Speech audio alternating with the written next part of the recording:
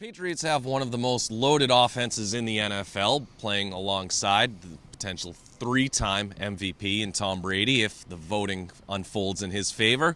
So why exactly did they bring Michael Floyd in a week ago? Floyd, as you all know, was arrested for the second time for a DUI before the Cardinals released him. The Patriots claimed him off waivers, and as more details have trickled out, I think we've all realized that Floyd was deep in it down in Arizona, and it's where do the Patriots go from here with him?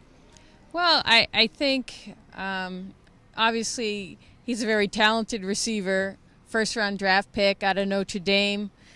They're a little thin at receiver with Danny Amendola going down, and I think it's almost like they're taking a flyer on him. They have a nice structure in place to help him in his problems with alcohol or whatever.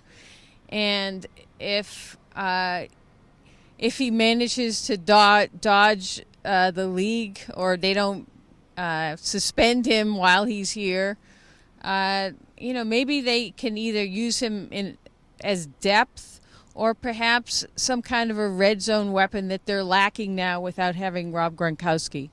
Yeah, I mean, quite frankly, DUI or not, that has nothing to do with it, with the on-field stuff, in my opinion. I don't think it's realistic to expect him to come in on the fly at this point in the season and be a steady contributor outside of maybe a niche role, like you said, in the red zone.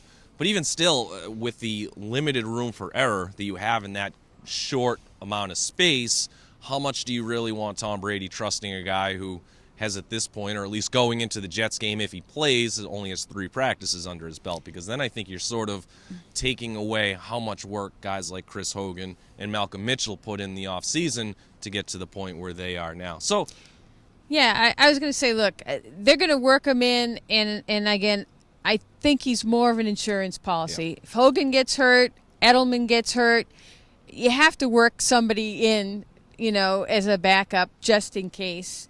But as you said, I don't think he's going to take snaps away from those guys. No, absolutely not. And then the bigger picture really is the Patriots brought him in more likely than not because they were planning on targeting him this offseason.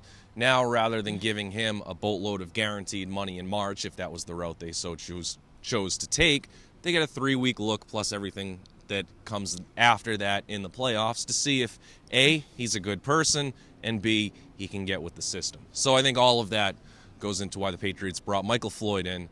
And now that it's week 2, with him getting a couple more practices in, we might just see him Saturday against the Jets.